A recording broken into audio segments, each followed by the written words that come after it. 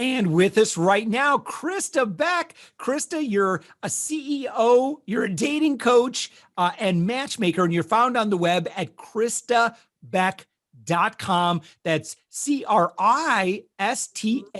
Beck.com. Crista, thank you so much for joining us. Yay, thanks for having me. I was so looking forward to this, to connecting with you. You're so fun. Well, thank you, Crista. You're world renowned. You've been in the TEDx stage. You've appeared on all your local media. You've appeared in broader. You're well sought after. You've got a beautiful brand for yourself, and you're just a well-respected expert in this field. I'm so kind of funny. So when I was in the Navy and I was studying broadcast, or My father was in the Navy. I was doing broadcast journalism, and I moonlighted at a local radio station, the AM radio station, KGU, in Oahu, Hawaii. And on the weekends, they had this, I'm not going to remember their names. Oh, if I think about it, I might get it. But they did this program called Love Phones or something like that. So they were dating and relating experts. And so I got to produce that show for them. And then I really got into the whole, this is the men are from Mars, women are from Venus was like a big phenomenon. Yes. And I said, that's it. I have found exactly what I'm going to do. I love this. I love helping people, find and keep love and that sort of thing. So my goal was to be my career ambition for quite a while, actually, because I went and studied family science and family therapy at the bachelor's level, and I'll explain what happened to me. But that was my goal. I wanted to be a love doctor on the radio. That's, call in, hear everyone's problems, and then, kind of help them figure out how to do that. So I love that. Yeah. Then the internet came around and I got distracted and started learning how to build web pages. And then the job offers started coming and I barely finished my bachelor's degree. Somehow they just sent me the degree. I'm like, I'm not sure if I actually finished or not, but they sent me the degree. So, okay. But that began my, and I remember, gosh, I feel so bad because I'm so monopolizing this conversation so far. So to our guests, to our introducing me. You're giving me a great introduction. Yeah, right. So I'm sure this is a common thing where people just want to bare their soul to you. Yep, you're a safe space. But I had this conversation with a guy, and it was really meaningful. He was a very, very successful neurosurgeon. And I said, I feel like I've always felt like it's my life's purpose to help people in their relationship, but yet I'm having all these opportunities to get into internet development, which I absolutely love as well. Yeah. And I said, what should I do? What I feel like God or the universe wants me to do this thing. He goes, Josh, here's the thing, if you believe in God or the universe or whatever, the universe will use you in any way you want. Yes. You show up. I mean, even if you're you're a sanitation disposal expert, you're a garbage man, whatever, let the universe, God use you in that and you will do your good in the world. All right, Crista, I'm done talking. I'll let you take it from here. No, I love what you're saying about being used. And I feel like that does tie into kind of where I'm at today. It's been really an evolution to where my career started 12 years ago, just creating a website and giving advice. And, I read Tim Ferriss's book, 4-Hour Workweek, and all I heard in that book was move to Thailand and start an online business. So that's what I did. I got my ticket to Thailand. I got on the beach in Thailand. I got bored after a week because I'm not much of a beach all the time kind of person. Yeah. It was like, what am I going to do? I love relationships. I love romance. I love dating. Started building that website, giving romantic advice, dating advice, relationship advice. Within 2 years, I was having 90,000 visitors a month coming to my website looking for my advice. And then it just evolved from there. I just stayed open. I didn't start out with the intention of who I am today, but I've allowed myself, I'm adaptable. I kind of go with the flow and what's next for me. What am I called to do next? Yeah. What's the next thing for me to step into? So being an entrepreneur is more than just, okay, I need to make money. Of course we need to make money, right? But it's like, where am I expressing myself next? Where can I be a contribution next? What am I being called forth to do next? So it's been an evolution from, just starting off like giving advice online to like creating programs, helping people heal their hearts from past relation pain, to getting them clear on what they want, to like what I'm doing today, like this broad spectrum from dating coaching to matchmaking, when people are having trouble meeting the wrong people. They're tired of the inauthenticity of dating scene. Dating feels like work. They just really want a real connection with a quality person that has that long-term potential. And that's where I come in. That's when they come to me. They're just come to me and they're like, I don't know what to do. Whatever I'm doing is not working. Help. So that's when they come to me. So, Crista, what you were just talking about is such a key learning that I've heard a lot in interviewing 600 some successful business owners is, kind of like, being an active listener, listening to people's needs, where does it hurt? What can I do? And then rising to the challenge and saying, you know what? I can do something here. I can help good people. Yes. I believe that I am uniquely qualified to do this thing, and I'm going to do it. I don't necessarily know exactly what the end product is going to look like, but I'm going to start asking people, and I'm going to start trying ideas on ways I can help people where it hurts, and then just trust the process, that over a period of time, the market's going to tell me what they need. I'm going to say, yes, I can do that thing. And you automatically, I think that's the most beautiful way that business gets built. Yeah, because people will tell you what they need and want. They will tell you. I was on the phone with hundreds and hundreds and hundreds of single people. Yeah. And from just them telling me what they were mainly struggling with, that's how I started creating my programs. That's why I wrote the book that I wrote, just because there was these fairy tales, these stories, these mindsets that single people were telling themselves over and over again.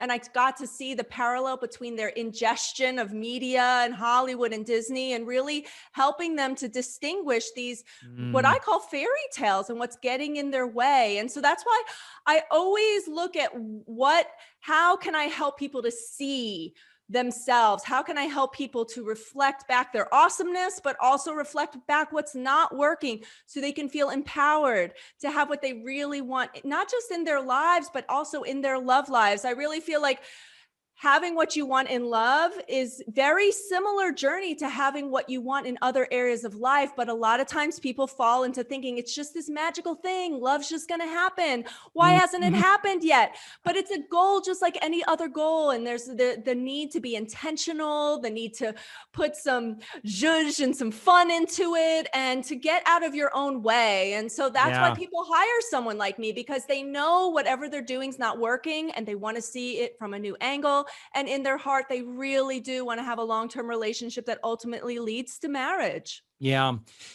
I think that there's some good parallels here in business and in relationships. So your book is called Break the Glass Slipper. Yes. Yeah. Great concept. I live here in Orlando, so I'm I'm very familiar with wishes and dreams and magic and all of that sort of thing. And all you have to do is, there are just like in business, right? If you build a business, and you say, okay, I'm going to design, X, right? I'm going to make pens or something like that. Yeah. And then you say, okay, well, I'm open for business. So I just started a business. And then you do a couple of posts on Facebook, and it's kind of crickets. People are like, hey, congratulations. And then no one does business with you. So that would be kind of like, in the dating world, not exercising, Crista, what I'm pretty sure you help people with is the skills that are involved in today's dating, relating, connecting, finding, great people, right? There's absolutely rules of engagement. And if you're not, I don't want to say rules, but you can either do it the hard way, or you can do it in a way that magnetically attracts the right people to you. Am I right? Or I think I'm right. Yeah, it's really about, applause me. it's really about getting yourself in the alignment of the energy of attracting what you want in your life. And what people don't realize is that our mind actually can act as a repellent. A common thing that I see with the clients that come to me, they come on the phone and I'm like, so what do you want? Instead of telling me what they want, they tell me, well, I don't want this and I don't want that. And I don't want this. And it's not just on the phone call with me. They are saying it so much what they don't want. Yes.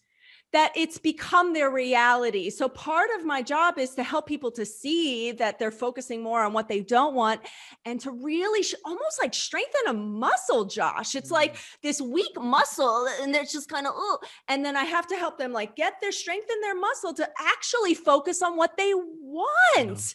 And that's like the key, I think, in business, in life. I even still struggle with it. Like, what do I want? I'm always asking myself, well, what do I really want? What do I want? What do I want? And sometimes it's not clear. Sometimes it's crystal clear. But when it comes to these important areas of life, like love, business, family, money, whatever it is, if you don't know what it is you want and you're not in alignment with that and you don't fully own it, then how can you even think about, then you are just living in Disney World. Then you are just living in Orlando, like living in that fantasy of like, oh, it's just going to magically happen. I'm just going to magically make $1 million because I just want it. No, you have to know what it is and take the steps and be surrounded by people who can help you get there. Yeah. I want to talk about those steps in just a second. Before we do, a little bit more on that, is that, again, I think a lot of people, when it hurts and they have a pain point, it's so easy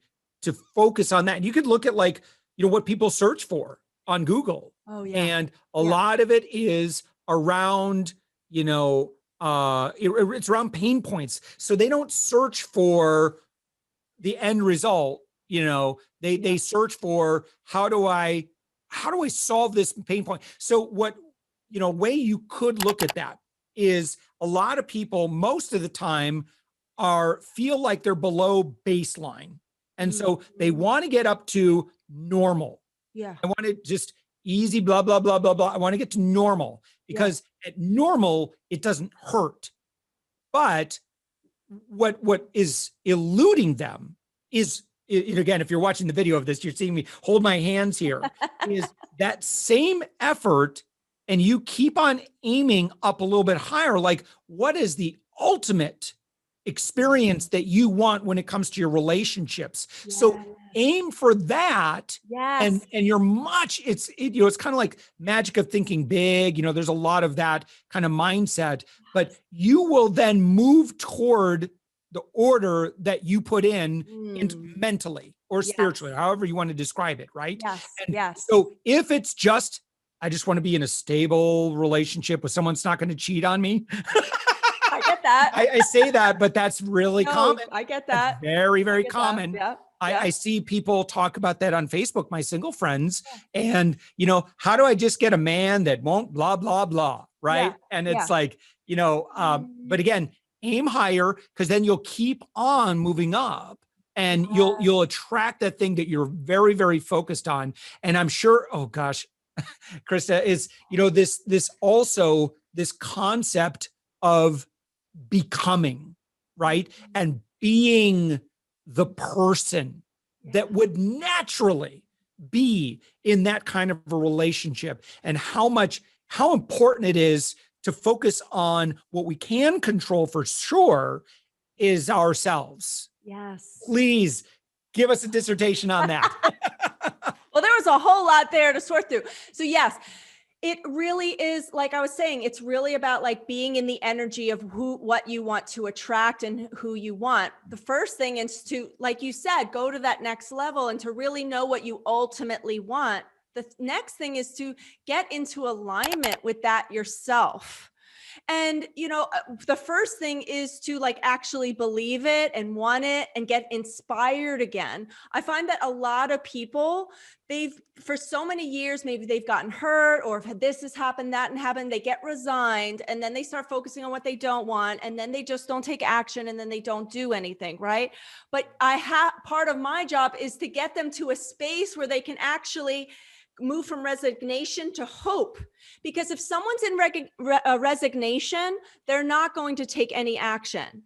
But if someone's in hope, then they can be like, then action can naturally start to happen. Right. And so like, let's say you're wanting someone who, a lot of people that work with me, they want someone who is in integrity, a person of integrity, a loving person. I even have people say, I want a person of faith, so whatever you're getting clear about, like what you really want beyond just like, I want a loving relationship that ultimately leads to marriage, but like, what are the qualities? Like, who does someone actually need to be as a person already? No needing to change them. They're already like this.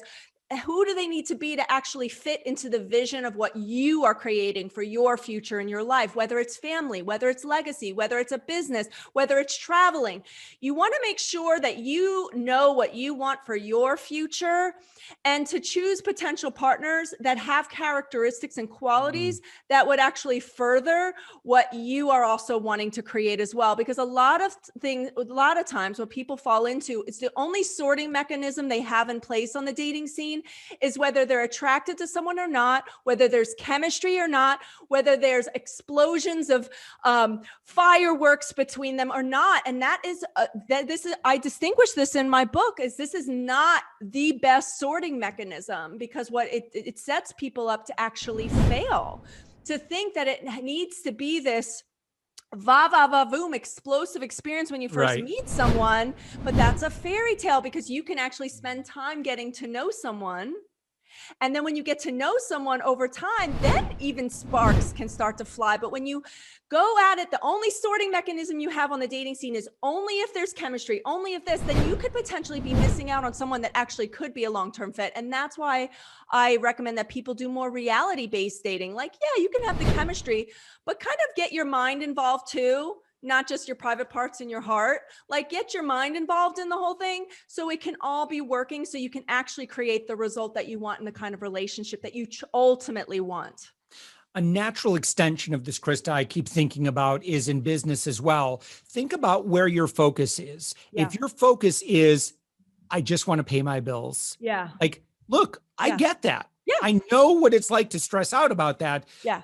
Can I challenge you, if you're in business for yourself, to look beyond that? Use the same principle that we're talking about and say, I want to have, and whatever that definition of abundance is for you, that's where your focus gets to be. Yes.